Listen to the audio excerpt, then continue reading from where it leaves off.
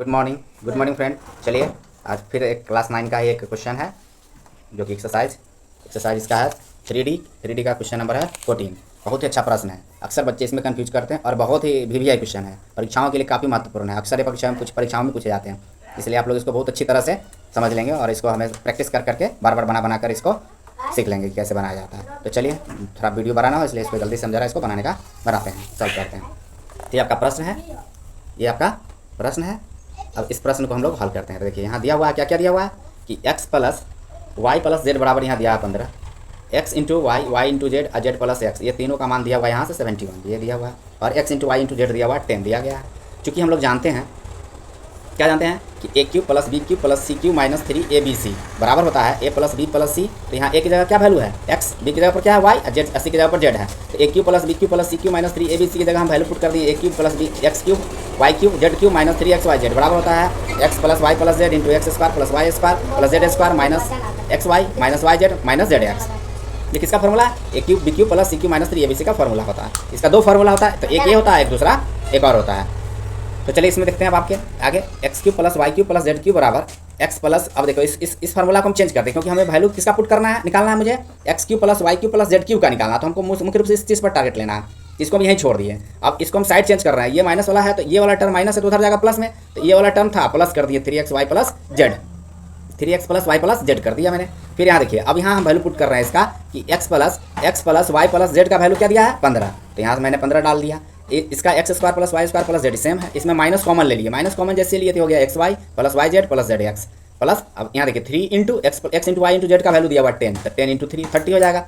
इसका वैल्यू कितना आ रहा है 15, ये इसका वैल्यू नहीं मालूम है, संग छोड़ दिए। इसका देखिए इसका वैल्यू दिया हुआ 71 प्लस 30। अब इसको मान लीजिए इक्वेशन 1, क्योंकि मुझे अब यहाँ पर इसका वैल्यू अभी तक ज्ञात नहीं है, तो इसका वैल्यू निकालने के लिए चूँकि एक फॉर्मूला होता है A plus B plus C का होल स्क्वायर बराबर होता है A square plus B square plus C square plus 2ab plus 2bc plus 2ac। तो इसको मान लीजिए इक्वेशन 1। अब हम चूंकि मुझे इसका निकालना है, यहाँ ए की जगह पर एक्स है, बी की जगह पर वाई है, सी की जगह पर जेड है, तो ए प्लस बी प्लस सी का होल स्क्वायर बना दिए। अब इसको देखिए हम बनाएंगे, मुझे इसका वैल्यू निकालना है, मुझे इसका वैल्यू ज्ञात करना है, तो मुझे इस टर्म को टारगेट में रखना है।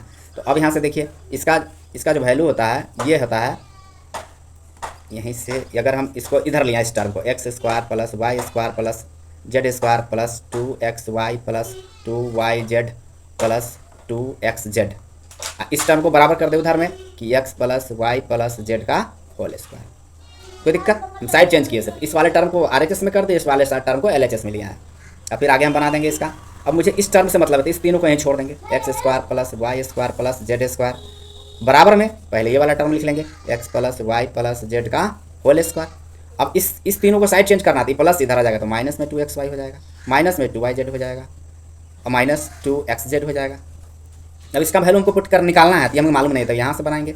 अब ये देखिए यहाँ x plus Y plus z का वैल्यू मुझे मालूम है, x plus Y plus z का वैल्यू 15, तो यहाँ हम डाल देंगे इसका वैल्यू 15 का स्क्वायर। इस तीनों में क्या क्या 2 है और माइनस 2 कॉमन ले लेंगे इसमें, तो क्या बच जाएगा x y plus y z plus x Z.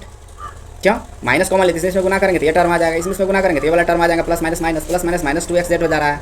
अब हमारा 15 यहाँ क्या होता है 225 माइनस 2 इंटू, अब देखिए x into y z plus x z का वैल्यू मुझे यहाँ दिया गया 71, तो हम यहाँ लिख देंगे 71, तो 225 माइनस इसमें दूना एक दूनी 2 और 7 दूनी 14, घट के कितना आ जाएगा, तो आ जाएगा 83, तो यहाँ लिख देंगे हम 83। इसको मान लेंगे इक्वेशन 2। अब इक्वेशन 2 हो गया। अब क्या करेंगे, क्या अब समीकरण 2 का मान समीकरण 1 में रखने पर तो अब देखिए अब समीकरण 1 में इसका मान रख देते हैं, तो समीकरण 1 हमारा क्या है, समीकरण 1 हमारा ये है। चलिए इसके अगले पेज पर आते हैं, तो ज़रा देखते हैं इसका समीकरण 1 क्या था। समीकरण 1 मेरा पीछे से यहाँ देख लेंगे, ये है 15 into x square plus Y square plus Z square minus 71, तो 15 into x square plus Y square plus Z square minus 71 into आया है 30 इंटू। तो अब इसका समीकरण 2 का समीकरण ये था हमारा समीकरण 1, इसमें हमको x plus Y plus Z square का मान समीकरण, उसमें समीकरण 2 में क्या निकला है, इसका मान निकल चुका है। तो समीकरण 2 में 15 इंटू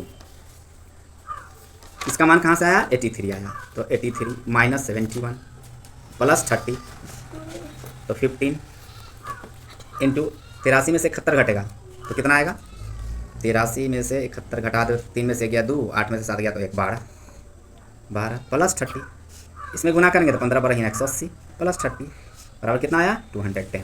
तो हमारा आंसर निकल गया 210। ये उत्तर है आपका। हमें उम्मीद है आपको ये समझ में आया होगा।